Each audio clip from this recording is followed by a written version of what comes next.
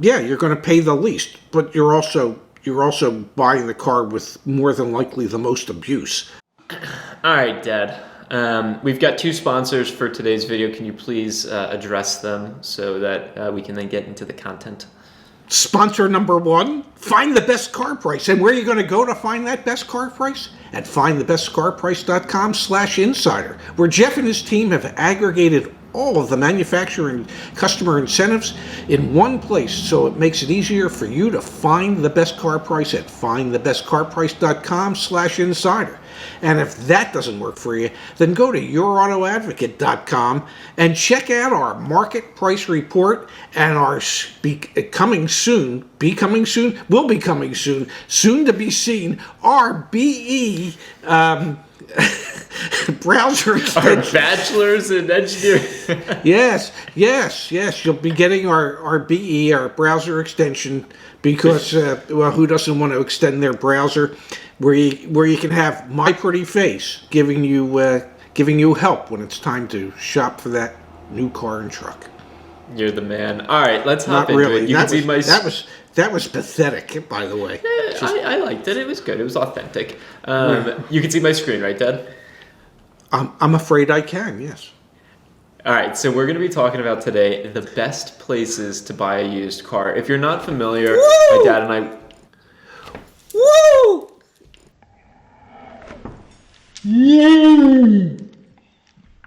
Oh, there he is. He's excited, ladies and gentlemen. Yeah. Are you in the market for a used car? I'm not. I don't even know why I have the car I drive.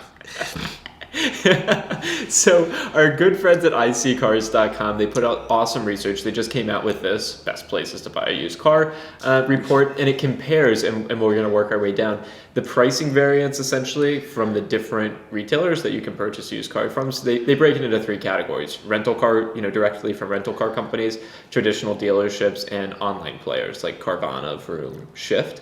And so, yeah, Dad, if you want, let's just dive into, I guess, well, the first before we table. dive in, you have to realize that what they've done, so you have some concept as to how they came up with this. They analyzed 8.5 million used car purchases to see where people were buying cars, what they paid when they bought the cars, so they can compare the three major sources for used cars that people were buying.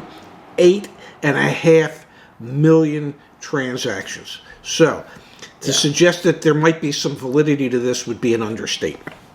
Yeah, no, they definitely they do good work over there, and you can actually, we're going to talk about it obviously, but it shows here. Rental car dealers consistently provide the greatest savings, while local dealerships are priced close to market value, and the virtual dealers, the Carvanas of the world, are above market value. And then obviously they provide the actual values here. Did any of that surprise you, Dad? Well, no, not really. I've said all along that Carvana, CarMax, Vroom, Shift, and whoever the next player is going to be, for ease of doing business, you're paying more. Okay, if you want to save the most, obviously, buying from a rental car company where they're liquidating or defleeting, you're going to pay the least, but you're also buying the car with more than likely the most abuse. And then traditional car dealers have always had to be right around market value in order to get customers to buy cars from them. They're competing with 17,000 other franchise dealerships when they're trying to sell used cars, and the way they have to compete is to price according to what the market conditions are. So that doesn't surprise me at all. It really doesn't. The dealers price at market.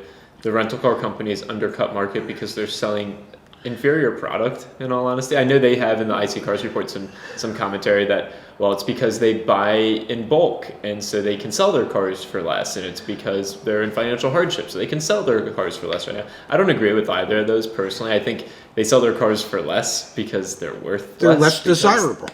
Because the coming soon, Your Auto Advocate desirability score. They're just less desirable. Yeah. And then the online dealerships charge the premium for the benefit that you have of having the fun experience, going to the Carvana Ferris wheel. I mean, a vending machine, right? Like you get to ride it's like an amusement park. Okay, cool. You're paying for that privilege. It would be neat if it was a Ferris wheel. Yeah, it would be. Yeah. Call Ernie, give him an idea. Yeah. Mr. Garcia, I need your direct line. Yeah. And then Iseecars went into where you can actually buy really popular vehicles, which we know actually did because we recently filmed the Chevy Equinox is like one of the top 10 selling cars in the country right now, new, but obviously there's a lot of demand for it. Used, Silverado, another, these are all your popular vehicles.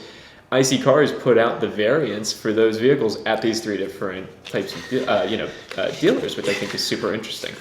Yeah, and what I found interesting, and folks, I actually read this report earlier before we started talking about it, is there's only 2 vehicles that are listed where your best savings are at the virtual dealerships.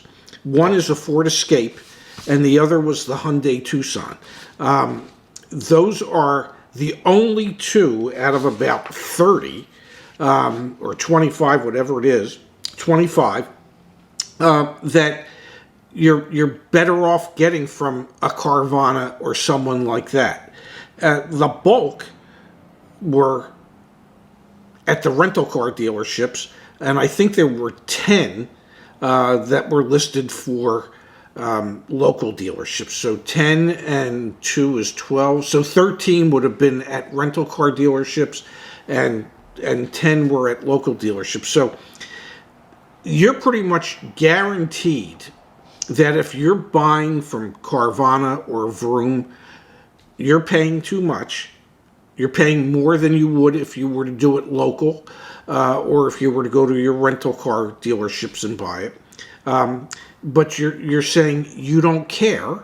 You want the convenience of having them bring it to you, the no hassle, no haggle, no BS.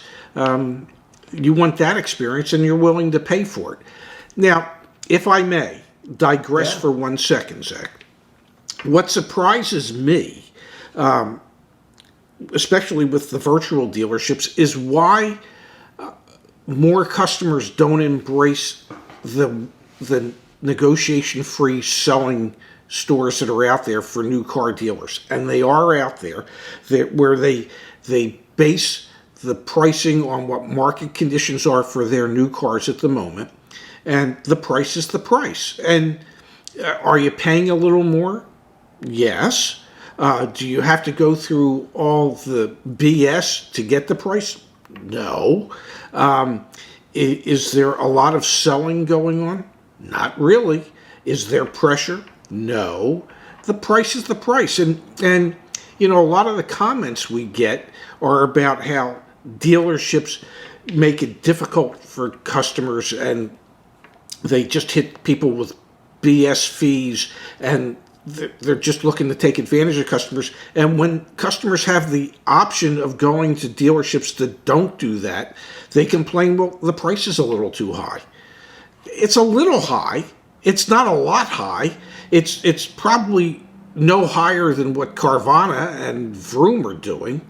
Mm-hmm. But yet Carvana sold close to 200,000 cars last year, and people overpaid on, 200,000 cars. Go figure. No, I hear you loud and clear. Yeah. No, I think you also spent too many years inside the dealership to fully appreciate just how much animosity some people still have towards that experience, and would rather go to the vending machine and the gamified experience and do that, and will accept that before they can accept a traditional dealer. But regardless, there's going to be a shift towards one price selling. It's seemingly inevitable, but making sure that you feel confident during that process is obviously where we're here. And let's pivot back to, if you don't mind. No, I don't mind. The best selling cars that you can get good discounts on from rental agencies. This was really surprising to me that from the research that they did, hey, you're out there looking for a Chevy Silverado, and you're simply a price buyer. I mean, you do not care about someone having beat the crap out of that truck. Go buy it from Hertz, go buy it from Avis, go buy it from Budget, because you're going to save thousands of dollars over Yes. buying it, the same vehicle at Carvana or the local dealership. Like that, to me, if you get nothing else out of this video, it's, dive deeply into this report for your own buying needs and think about, what you value. This is super compelling information. Oh, absolutely. Especially when they're defleeting, there's got to be huge savings. But I would think right now, especially when it comes to the rental, to the pickup trucks, I appreciate the fact that allegedly you can save a couple $1,000s by buying a Chevy Silverado from a rental company. But are all the standard features the same as what you'd get if you were to buy it at a Chevy dealership? Because one of the things rental car companies do is the cars are built specifically for them, and they eliminate some of the standard features in order to lower their price. I'm really glad you brought that up, Dad, because you've got to wonder, 8.5 million transactions analyzed. How good was the data on feature level and even the trim level? Like that's probably influencing some of what we're seeing here. You're spot on. I would think, because if they're not equipping the vehicles the same as a Chevy dealer has to buy them for, then there's going to be definite savings, because you're not really comparing apples to apples. They're both pickup trucks, but they don't both have the same level of standard equipment any longer. So that's something. A great point. That's something to look out for. That's a great point. Well, all right, let's wrap here, Dad. If you're interested in the report, we're obviously going to link it down in the description below. Take a peek at it. Lots of good insights that you just provided there, Dad, which is greatly appreciated. But we love the work that Iseecars does. The research, the data approach, I think it's super valuable as you go throughout the buying process. So we're not sending Iseecars any invoice. In all honesty, we just love to, keep sharing your stuff. This is really neat research, and we're glad that we have the opportunity to share it with you. Yeah, no, absolutely, and we've been lucky enough to connect with Julie Blakely, and just a wonderful person that they really just want to be able to provide consumers with as much data and information as they can, because as we like to say, knowledge is power. So this is knowledge that you normally wouldn't be able to get your hands on. So we would encourage you to take a deep dive into it so that you can figure out what direction you want to go in the future. Yeah, no, they share the same mission that you and I have, just information, right information. I think I did a better promo for them than I did for us. All right, we'll send them an invoice. We'll see what happens. No. Don't send them an invoice. Let's not ruin our relationship. Thank you, Dad. You're teaching me business lessons along the way here, which I appreciate too. They're really just part of life lessons, honey. I love you, Pops. Love you too. I'll talk to you later, handsome. Catch you then. Yep. Bye-bye.